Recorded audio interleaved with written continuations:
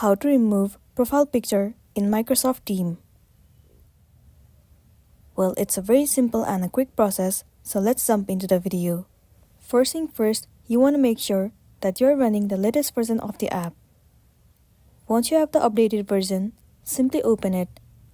Enter login credential as in your email address and the password and log into your specific account. Once you have been logged in, it will be landing you on this homepage. Once you are in here, click on the profile icon at the top left corner of the screen and then head over to your profile. Right below your profile picture, the option of edit will be visible to you. Click on it. You will get to see tons of different menus, but what you want to do is click on remove photo. And there you go, your profile picture has been removed successfully. But you still can add the profile picture anytime you want to, and then you'll be good to go. So that's all for today, and this is simply how you can remove profile picture in Microsoft Teams.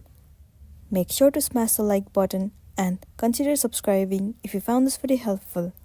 We'll see you in the next one.